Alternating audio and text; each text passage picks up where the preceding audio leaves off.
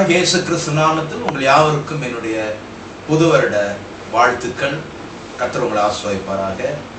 இன்றைக்கு இந்த 2013 புதிய வருஷத்தில் ஆப்பிள் டிவி மூலமாக நாம் தொடர்ந்து பார்த்து வருகிற இந்த வேர்ட் ஆஃப் ஜீசஸ் ப்ரோக்ராமில் இன்றைக்கு நாம் தியானிக்க போகிற தியானத்தினுடைய தலைப்பு என்னவென்றால், வாக்கு தத்தமும் நம்முடைய பங்கும்.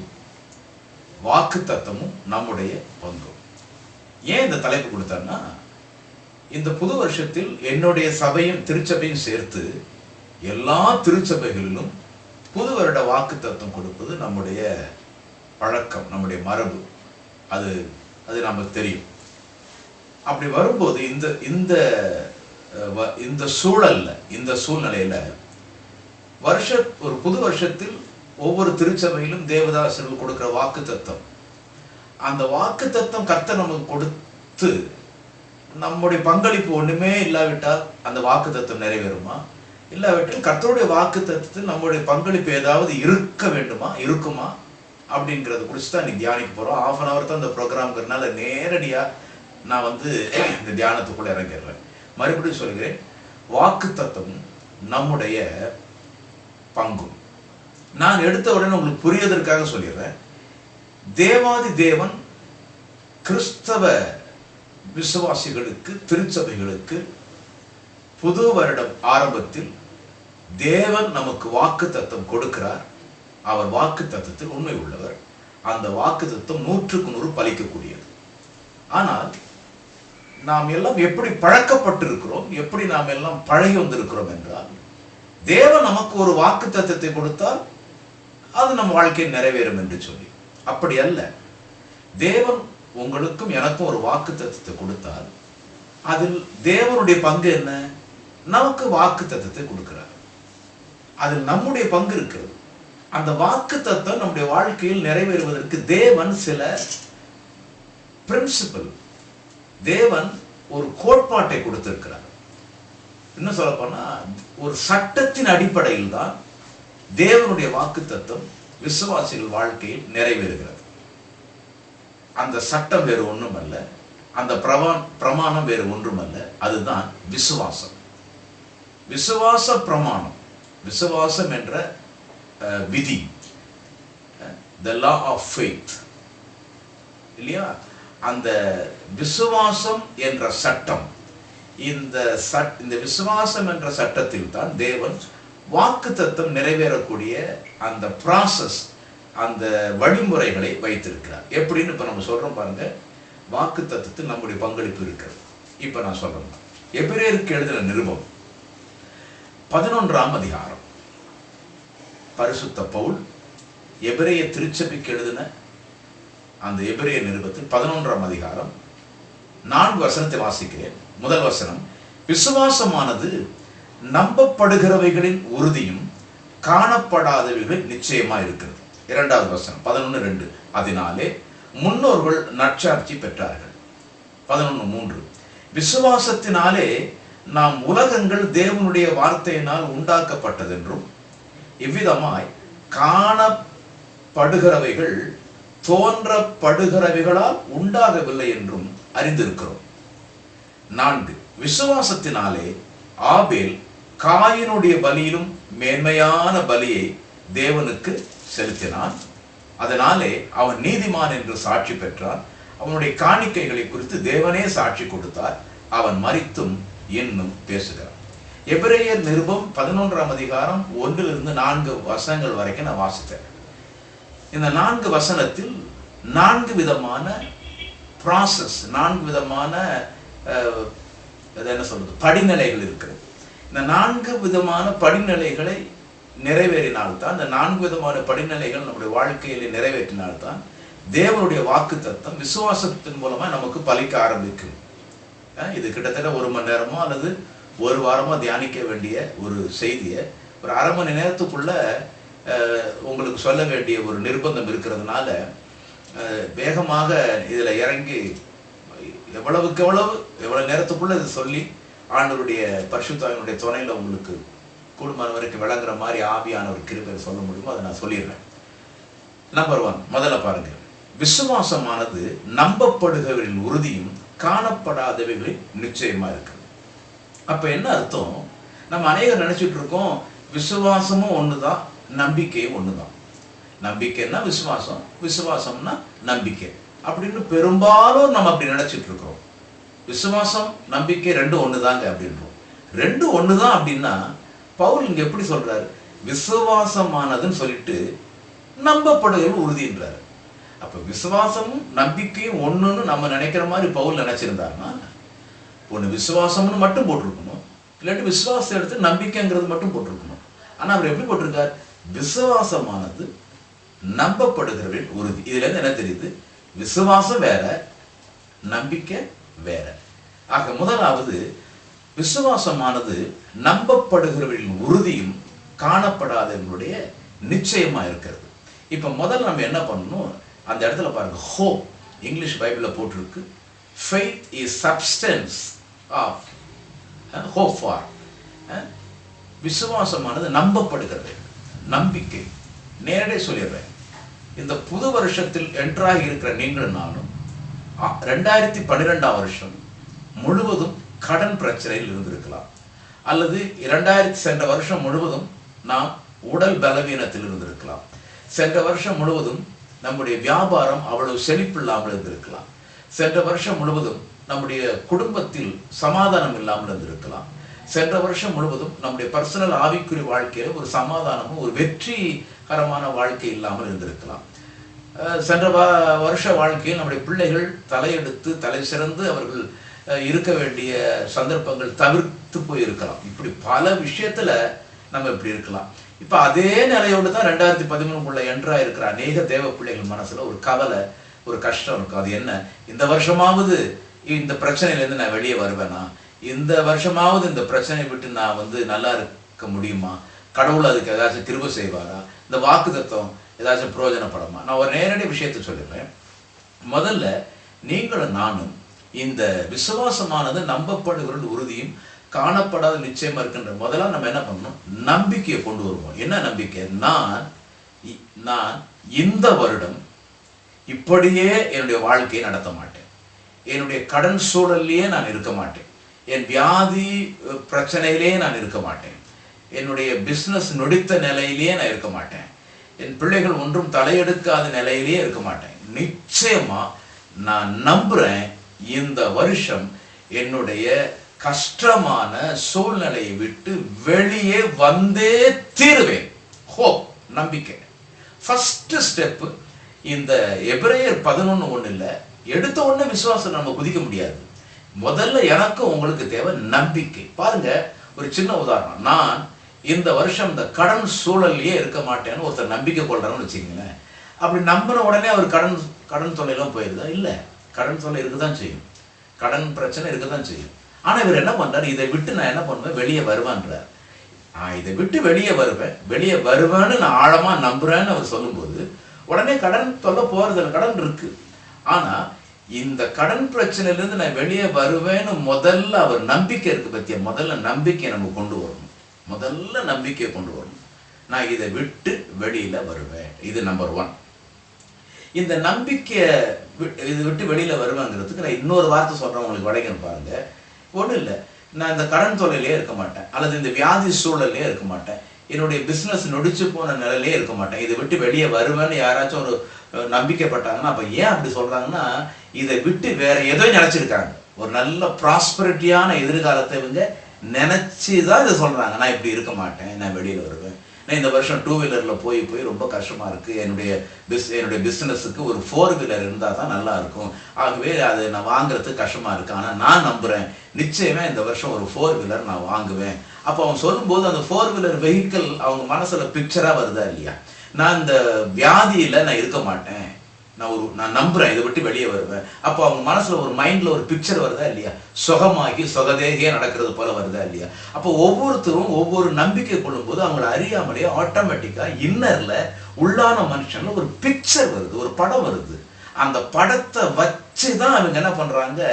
நம்பிக்கையா பேசுறாங்க, நம்பிக்கை கொள்றாங்க. ஒரு படம் உள்ள எந்த ஒரு படம் இல்லாம ஒரு நம்பிக்கை வராது. உங்களுக்கு நல்ல ஒரு உதாரணம் சொல்றேன் பாருங்க.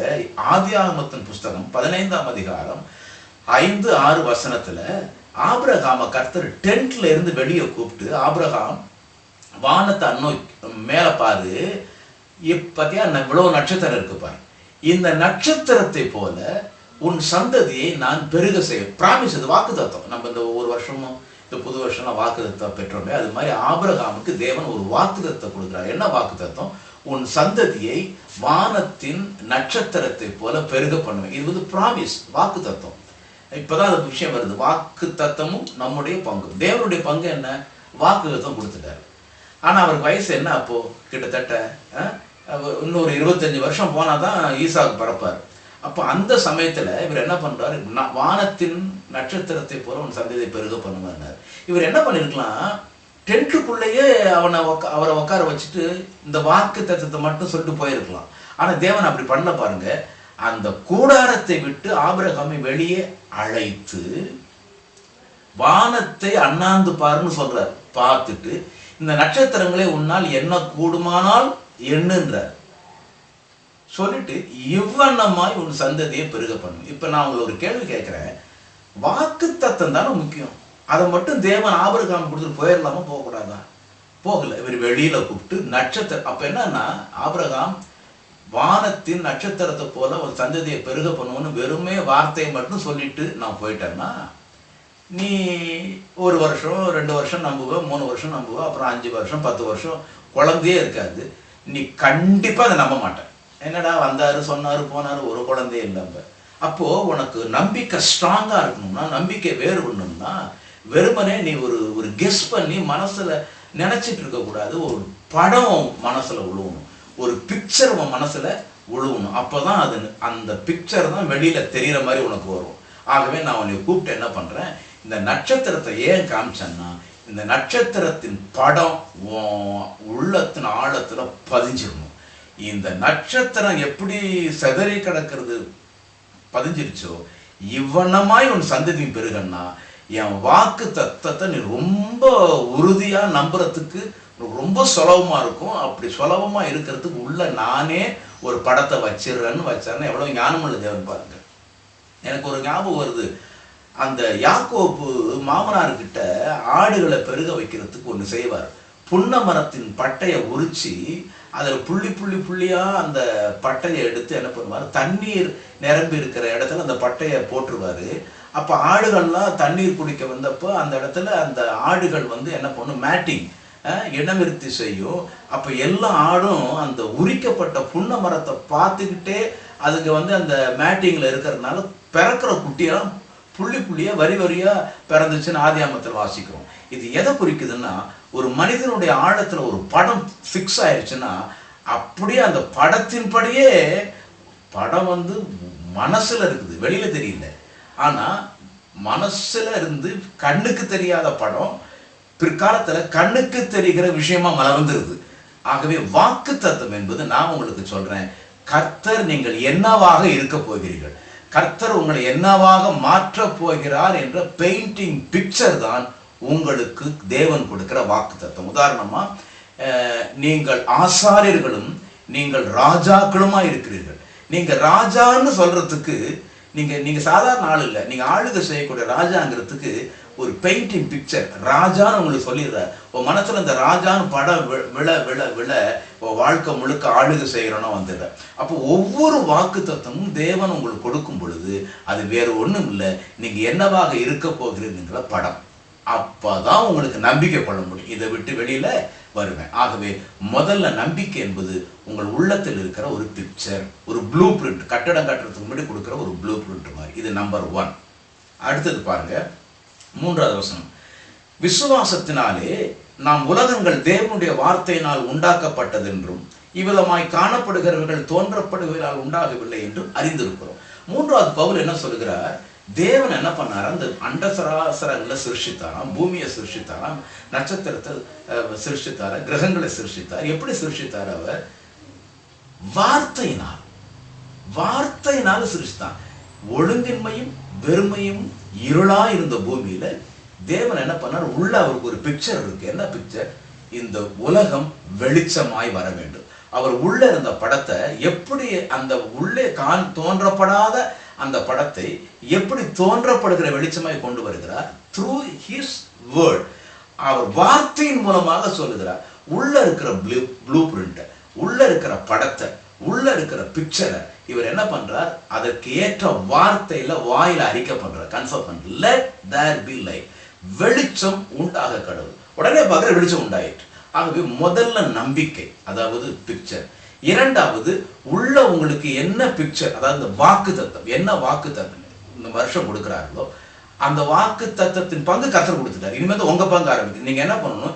எப்படி வேத கர்த்தர் வார்த்தையினால் உலகத்தை சொல்லி சொல்லி சொல்லி உலகத்தை சிருஷ்டித்தாரோ அது போல கடன் தொல்லையில் இருக்கிற நீங்கள் அநேக ஜாதிகளுக்கு கடன் கொடுப்பீர்கள், ஆனால் நீங்கள் கடன் வாங்க மாட்டீர்கள்னு ஒரு பிக்சரை கர்த்தர் உங்களுக்கு கொடுத்ததுனால நீங்க என்ன பண்றீங்க? இனிமே நான் கடன் வாங்குகிறவனா இருக்க மாட்டேன், கடன் கொடுக்கிறவனா இருப்பேன். உங்களுக்கு என்ன பிக்சர்? இந்த வாக்கு தத்துவம். இந்த ப்ளூ பிரிண்ட் வாக்கு தத்துவம் நீங்க வெளியில கடன் வாங்காம அநேகர் கடன் கொடுக்கிற ஒரு நிலைக்கு உங்களை எப்படி கொண்டு வரணும்னா, எப்படி தேவன் வார்த்தையை சொல்லி சொல்லி உருவாக்குனாரோ நீங்களே சொல்ல ஆரம்பிச்சிருங்க.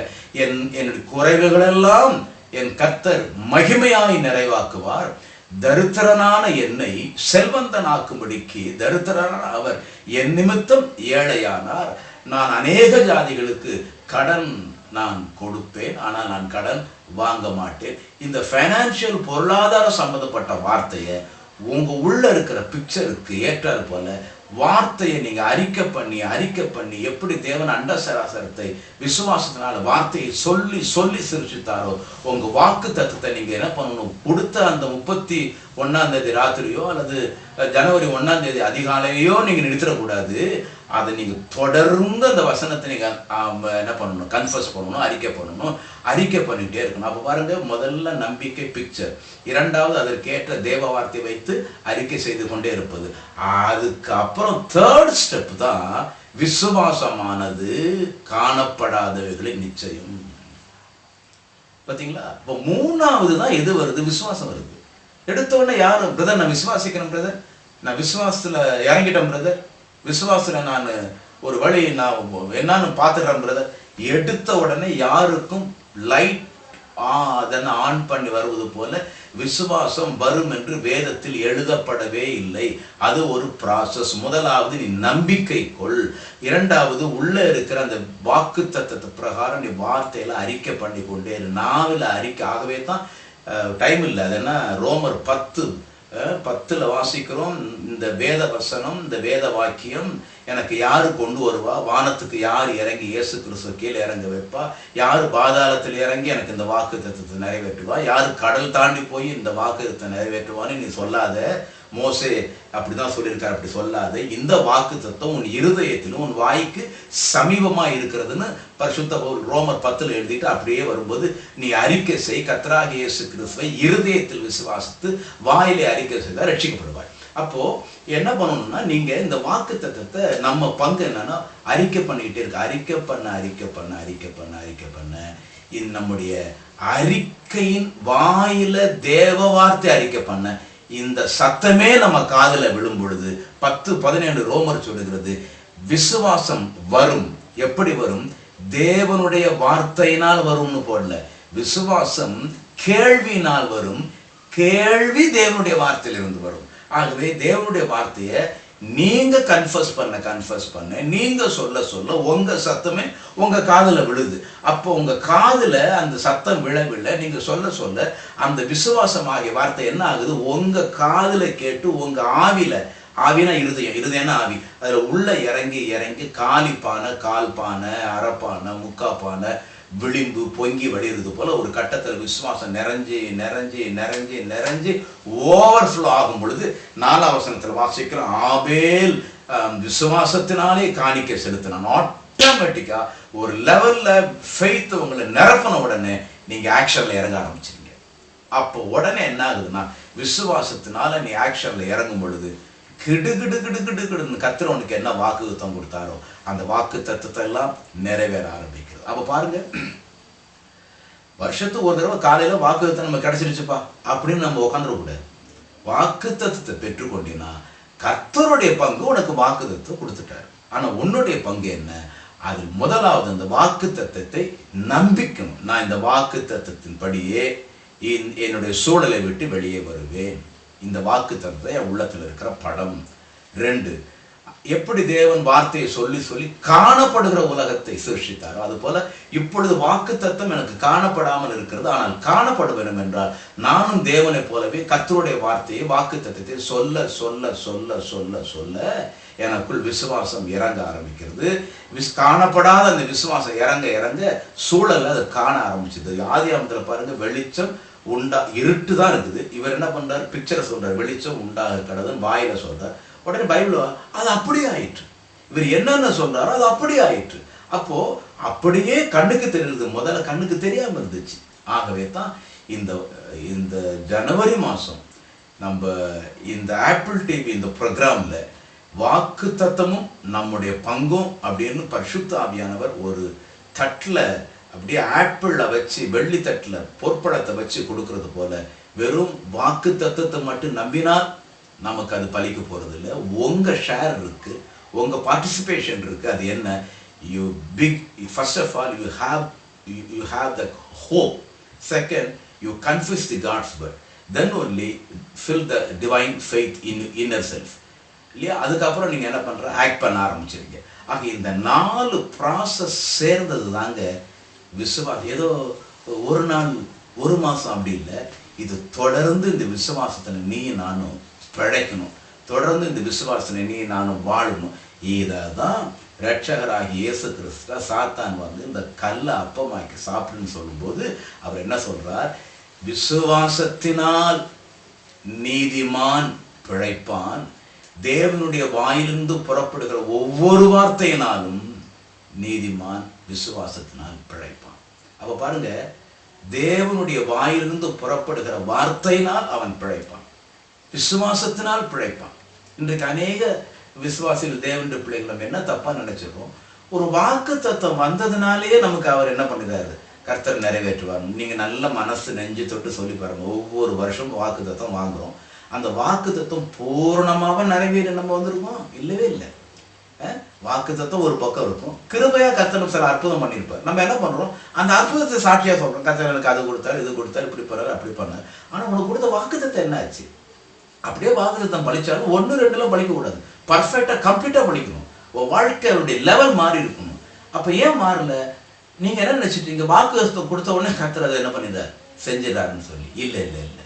இன்னொன்னு சொல்ற பாருங்க, தேவன் தன் உதடு திறந்து வாய் திறந்து உங்களுக்கு வாக்கு தத்துவம் பண்ணினாலும் அது பலிக்க வேண்டும் என்றால் நீங்க உங்க உதடு திறந்து உங்க வாயை திறந்து அவர் என்ன சொன்னாரோ அதை நீங்க சொல்லணும். அவர் என்ன சொன்னாரோ அதை நீங்க சொல்லும்போது அந்த வாக்கு. ஆகவே தான் பவுல் சொல்வார், பணத்தை குறித்து அவர் சொல்லும்போது சொல்வார், கர்த்தர் உன்னை கைவிடுவதும் இல்லை, உன்னை விட்டு விலகுவதும் இல்லை என்று சொல்லி இருக்கிறாரே, நாம் சொல்லலாமே. அப்போ கர்த்தருடைய வாக்கு தத்துவத்தை குறித்து அவர் இப்படி சொல்லியிருக்கிறாரு, நாம் அதை சொல்லலாமே என்றார். அப்ப என்ன அர்த்தம், எப்போ வாக்கு தத்துவம் பலிக்கும்? கர்த்தர் உனக்கு சொன்னதுனால பலிக்க போறது இல்லை, கர்த்தர் சொன்னதை நீ சொல்லணும். இஸ்ரேலர்கள் சொன்னாங்க இல்லையா, உள்ள போனோம் பாலும் தேனும் ஓடுற தேசம்னு கர்த்தர் சொன்னாரு. ஐயோ அப்படி இல்லை, அங்கெல்லாம் ராட்சசர்கள் இருக்கிறாங்க, எங்களை அவங்கெல்லாம் நம்மளை அழிச்சிருவாங்க. அவங்க என்ன சொன்னாங்க, அழிச்சிருவாங்க, நம்ம அழிஞ்சு போயிடுவோம். அது மாதிரியே பாருங்க, ஆகி போயிடுச்சு பாருங்க. ஆனால் 2 பேர் மட்டும் சொன்னாங்க, யாரு, காலேப் யோசுவா. இல்லை இல்லை, கர்த்தர் வாக்கு தத்தம் பண்ணியிருக்கிறார், அவர் நல்லவர், அவர் நம் பட்சத்தில் அவர் அன்புள்ளவராக இருந்தால் எளிதாக அந்த நாட்டை ஜெயிக்கலாமேன்னு சொன்னாங்க. அவங்க 2 பேரும் உள்ள கால் வச்சாங்க.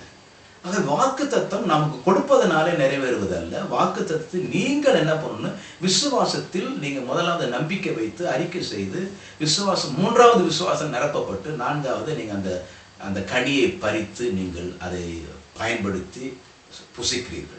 ஆக இந்த 4 ஸ்டெப் இருக்கும். முதலாவது நம்பிக்கை, 2வது வேதவசனத்தை சொல்லி சொல்லி சொல்லி சொல்லி அறிக்கை செய்து, அதுக்கப்புறம் விசுவாசத்தில் நாம் நிரம்புதல், 4வது அந்த காணப்படாத விசுவாசத்தை காண்கிற ஒரு வெற்றி உள்ள வாழ்க்கையை நாம் சுவைக்க போகிறோம்.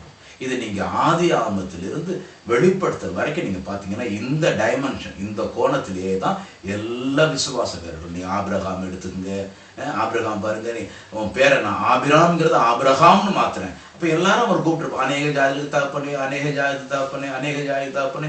எல்லாம் கண்ணு திறந்து கண்ணு மூடனா விடிய காத்தாலும் ஒவ்வொரு நாளும் இதே சொல்லி சொல்லி காதில் கேட்டு கேட்டு ஆபிரகாமுக்கு விசுவாசம் இறங்கி இறங்கி அதை விசுவாசத்தான் தேவனது நீதியை என்ன பண்ணினா கடைசியில் அருமையான ஈசாக்கை அவர் பெற்றுக்கொண்டார். நீங்கள் யாரை நீங்கள் எடுங்க, யாக்கோப் எடுங்க, ஈசாக்கு எடுங்க, இன்னும் எப்தா. அதான் பவுல் சொல்வார், இன்னும் நிறைய பேர் தாவீதெல்லாம் இருக்காங்க, சொன்னால் சமயம் பத்தாது, அவருக்கும் சமயம் பத்தல, எனக்கும் சமயம் பத்தாது, ஆஃப்னவர் கூட முடிச்சாகணும். ஆக இந்த தடவில் விசுவாசிகள் யாராக இருந்தாலும் தயவுசெய்து புரிந்து கொள்ளுங்கள், வெறும் வாக்கு தத்துவத்தை பெற்றுக்கொண்டோம் என்று என் பிள்ளைகள் இருக்காமல் உங்கள் பங்கை நிறைவேற்றுங்க.